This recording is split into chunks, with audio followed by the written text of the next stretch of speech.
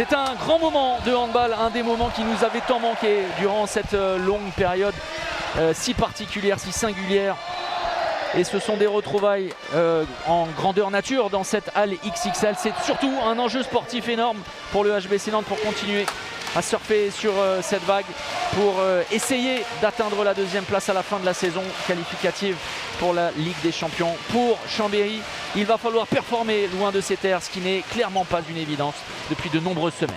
Encore que. Oui, mais surtout qu'ils peuvent prendre les informations. Et il a forcé la porte. Le verrou et le premier but dans cette rencontre est inscrit par Aymeric Min. 1-0 en faveur de Nantes.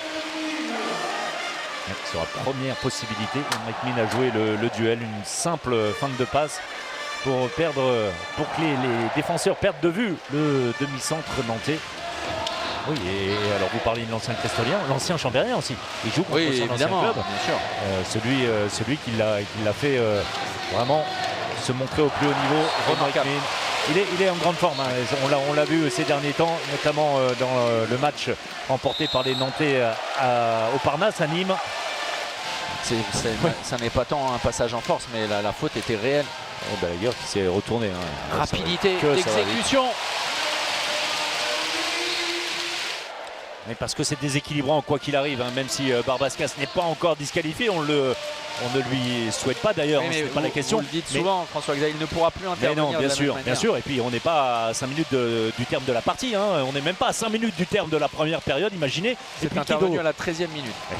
Oui, très rapidement, et Kélo Traoré, c'est également un numéro 2, remarquable, un numéro 2. Et Go Brouzé, bien, bravo, ça passe malgré la double infériorité numérique chambérienne, une fois encore. Les Chambériens trouvent la solution. Plus emprunté les Nantais avec Jean-Loup Faustin en joueur avancé. Voilà, il lâche le ballon, pêche Malbec. L'opportunité, une chose est certaine, Chambéry va terminer la première période en infériorité numérique et Valero Rivera ne se trompe pas. L'égalisation 17 partout. La frustration sans doute née par un sentiment d'injustice, mais les décisions pour le moment n'ont pas grand chose à être contredites. Croisé sans ballon, Yosu Gonileos. Scoubé qui attaque le centre, et le décalage est superbe. Tissot, ça c'est vraiment du tableau noir, hein. Faustin avec Trita. Ça c'est bien fixé, c'est bien décalé et c'est parfaitement conclu par Tissot. Ça coupe la série de 4. Il y a eu un 4-0 hein, passé par les Nantais entre la fin de la première période et le début de la seconde. Qui va reprendre hein, voilà, et bien sûr Alberto Scoubé, Gonileos, Trita avec un changement de position à venir, croisé sans ballon, le voilà avec Tissot, bien joué, et Scoubé. Tissot sur une position derrière sur le départ de l'enclenchement uniquement. Ça c'est très bien joué. Une nouvelle fois, hein. Grosse parade de Michael Robin. Ce tir soudain de Tissot qui n'a pas surpris le gardien du H. Derrière sur le départ de l'enclenchement uniquement. Ça c'est très bien joué. Une nouvelle fois, hein. Grosse parade de la dernière opportunité. Le dernier tir. Et comme un symbole, l'exceptionnel Michael Robin vient clôturer cette soirée de fête, cette soirée de grâce, cette soirée phénoménale ici dans la Halle XXL. La prestation des Nantais a été à la hauteur du nom de cette enceinte et de cet écrin. Victoire 38-29 des Nantais qui consolident leur deuxième place sur le podium. Le score il est terrible hein, Arthur, parce que vous avez reçu une fessée, mais c'est finalement sur le retour des vestiaires que les choses se font. La sortie anticipée de Kedo, la sortie de Gerdas, ça fait beaucoup. Ouais, on prend une fessée, ça se joue en deuxième mi-temps, peut-être qu'on manque de rotation, on était déjà un de moins sur la feuille. Derrière, il y a 2 exclusions. Franchement, le match il était long, le dernier quart d'heure là, les minutes étaient vraiment longues et ils ont été meilleurs franchement. Voilà, on peut rien dire de plus, ils ont été meilleurs. Il reste 2 objectifs clairement avant de prendre un petit peu de vacances, de profiter de la famille. Mais c'est essentiel, vous avez quelque chose à aller chercher malgré l'adversité qui se présente à vous dans une semaine en Coupe de la Ligue. Ouais, il y a encore pas mal de trucs à faire, on est toujours ambitieux.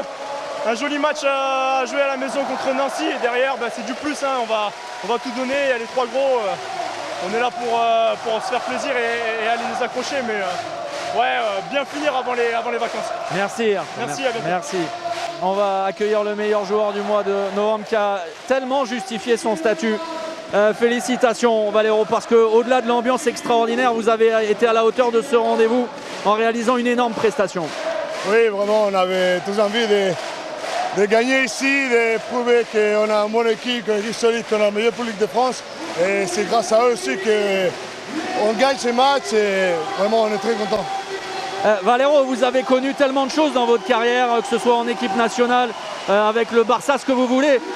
Évoluer comme ça dans une ambiance, dans un chaudron, est-ce que ça transcende, est-ce que ça donne envie de se multiplier, de se sublimer? Bien sûr, ça c'est excellent, c'est une des raisons pour laquelle je suis là. Et vraiment, je suis très heureux ici, c'est ma vie maintenant et j'adore. La deuxième place, c'est une vraie réalité aussi, Valero. Oui, et on doit continuer à garder focus sur cette deuxième place. Ça va être compliqué, mais on doit travailler chaque match pour essayer de garder ce niveau-là. Du coup, c'est votre beau-père qui est moins content de votre victoire ce soir. Ah, j'imagine, mais bon, comme ça je peux chambrer un peu à Noël. Ok, merci, bravo, félicitations Valero. Mika, félicitations, ça a été exceptionnel. On le disait en parlant de vous, que vous êtes un kiffeur, vous appréciez chaque moment que vous passez, se nourrir comme ça de ces émotions et réaliser une prestation aussi remarquable, c'est un grand soir. Ouais, c'est ça. C'est important de se faire plaisir sur le terrain et c'est une notion que j'avais un peu oubliée ces derniers temps personnellement. Et voilà, quand on joue au H dans une équipe qui est aussi saine, dans un club qui fonctionne bien devant toutes ces personnes-là, tous les feux sont ouverts. Et c'est vrai que je me fais très plaisir en ce moment. C'est pas facile, hein, chaque match sont difficiles, mais voilà, quand on a autant de public et qu'on est si heureux de jouer, ça peut que bien fonctionner, quoi.